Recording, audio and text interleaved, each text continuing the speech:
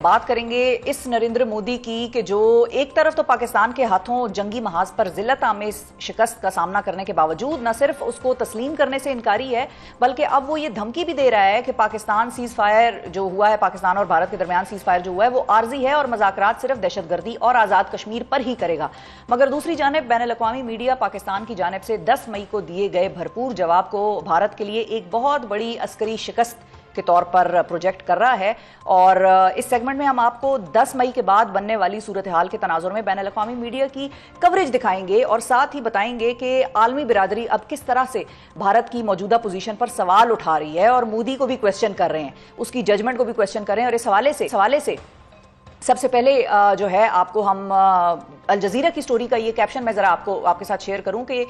जो कि बेसिकली बाकायदा तौर पे ये बात कर रहा है कि India tried to project strength but ended up showing weakness, यानी कोशिश तो भारत ने अपनी ताकत दिखाने की मगर नतीजतन उसकी कमजोरी एक जो है ऐसे सामने आई कि जो बिल्कुल वाज़ेह है लोगों पर। अच्छा, अगली स्टोरी के हवाले से हम आपको बताते हैं हेडलाइन कि अगली स्टोरी हमारी जो है वो है कि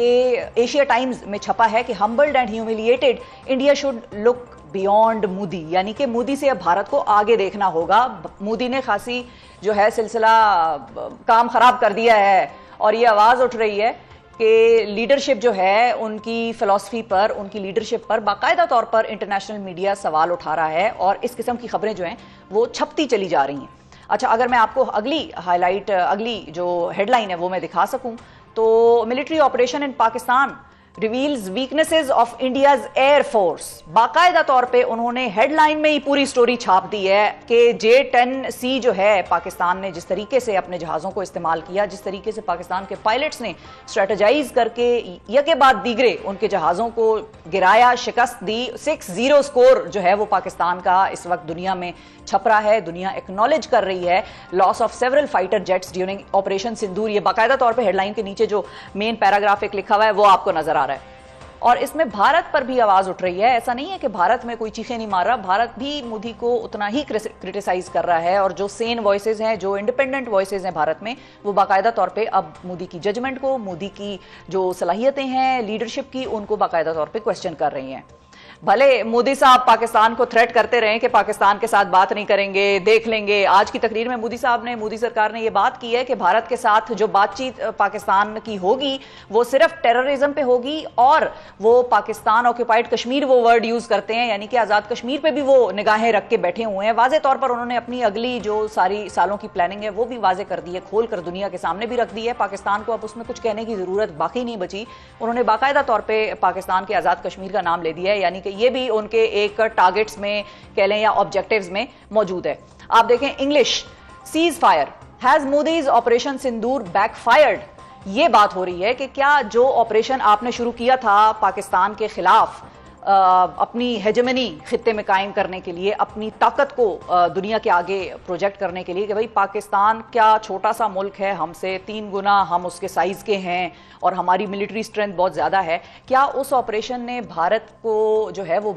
ऑपरेशन बैकफायर कर गया है? ये बाकायदा तौर पे ये आपको हेडलाइन नजर आ रही है। और साथ ही सवाल इसका जो लिखा हुआ नहीं है लेकिन मैं यहाँ पर रेज कर दूं कि स्टोरीज में ये भी बाकायदा तौर पे पूछा जा रहा है, तासुर दिया जा रहा है कि क्या ऑपरेशन सिंदूर जो है मोदी का वो बैकफायर कर गया और ऑपरेशन बनियानुल मुरसूस जो है वो हावी आ गया है भारत की, मतलब अरबों की एक जिसको कहते हैं इन्वेस्टमेंट जो उसने अपने मिलिट्री के हवाले से, अपनी कैपेसिटी बिल्डिंग के हवाले से की हुई है। अच्छा, अगली स्टोरी आपको बताते हैं। The wire of all the responses Modi can come up with two Pahalgam, plunging India into war is the worst. ये भारतीय राइटर हैं प्रेम शंकर झा, बड़े मशहूर ये कॉलमिस्ट हैं और बड़ा जबरदस्त ओपिनियन पीसेस लिखते हैं। द वायर बेसिकली भारत ही का एक आप उसको समझें न्यूज़ एजेंसी समझें, और इसका मतलब उन लोगों के लिए जो नहीं समझ सके उनके लिए बता दूं कि क्या मोदी ने भारत को जंग में धकेल दिया है।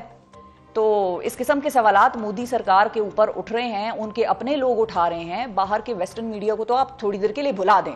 अनहर्ड अनहर्ड की स्टोरी का मैं आपको टाइटल बताऊं, India can't win a war with Pakistan, Modi has everything to lose. यानी कि मोदी के स्टेक्स इस वक्त बहुत ज्यादा हाई थे और मुझे इस हेडलाइन के ऊपर कुछ कहने की जरूरत नहीं है। इट सेज ऑल कि भाई मोदी किस माइंडसेट से आ रहा था पाकिस्तान के खिलाफ ये सारे हमले जो मोदी ने किए, और पाकिस्तान ने बड़ी हद तक रिस्ट्रेन शो किया, हमने बड़ी हद तक रिस्पॉन्सिबिलिटी का, जिम्मेदारी का मुजाहरा किया, हमने इंतजार किया कि मोदी को शायद अकल आ जाए, लेकिन ऐसा नहीं हुआ। द टेलीग्राफ की स्टोरी का टाइटल आप जरा से देखें, India admits it suffered losses during Pakistan clashes. एक तरफ भारत और भारतीय मीडिया मुसलसल इस चीज को डिनाई करता है कि भाई पाकिस्तान ने हमारे जहाज नहीं गिराए या पाकिस्तान ने हमें किसी किस्म के कोई लॉसेस नहीं दिए, और दूसरी तरफ कॉन्ट्राडिक्टरी उनका हाल देखें कि वो उनका मीडिया भी चीखें मार रहा है कि हाय मर गए, लुट गए, पाकिस्तान ने हमले कर दिए। तो उनको समझ इस वक्त नहीं आ रही कि उन्होंने कौन सा नैरेटिव बेचना है। भाई क्या उन्होंने दुनिया को यह बताना है कि पाकिस्तान ने उन्होंने बम मारा है, या उन्होंने दुनिया को यह बताना है कि उन्होंने कुछ भी नहीं मारा,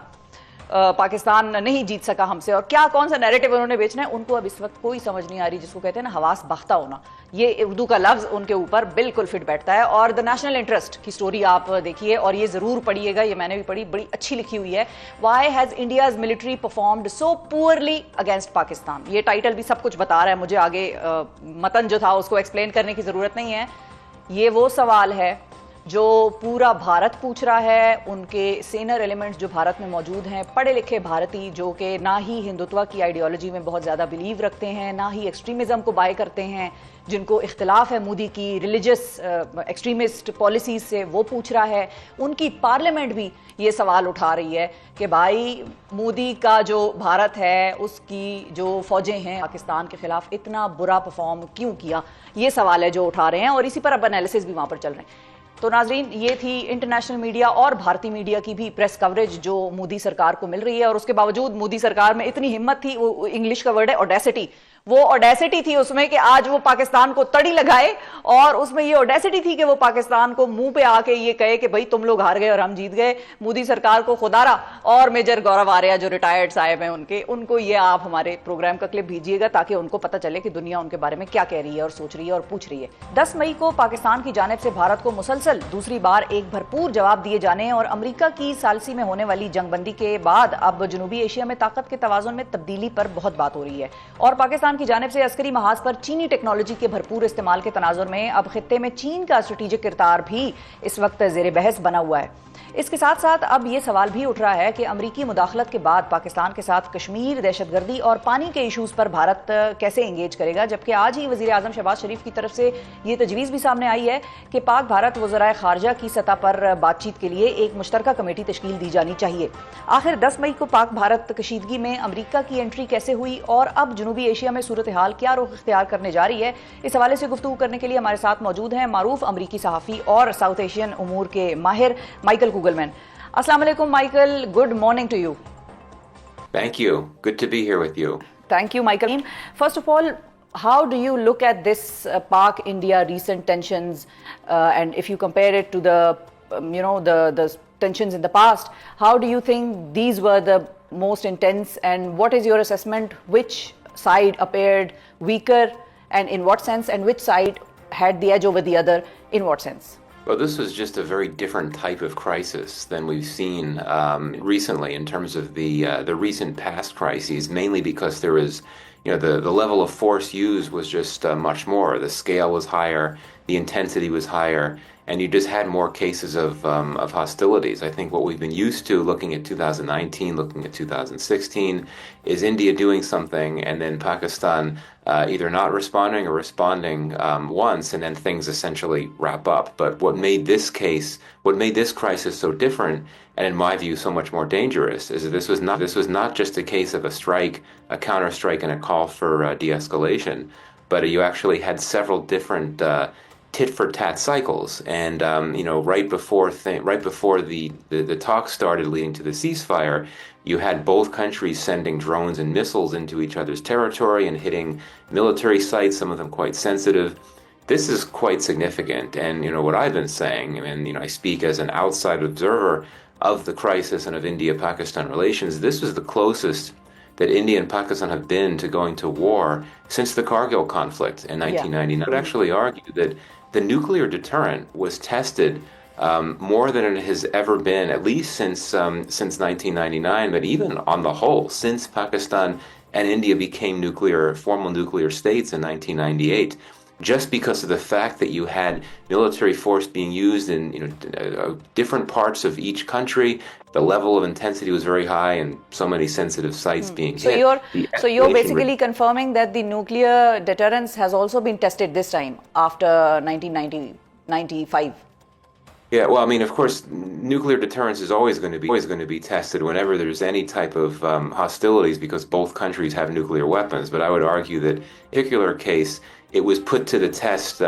especially markedly, just because we were seeing high levels of escalation in terms of conventional force being used. Again, I mean, we have not seen cases of each country firing missiles and drones into the other country, deep into the other country, and targeting pretty sensitive sites. I think at the end of the day, each country respects the nuclear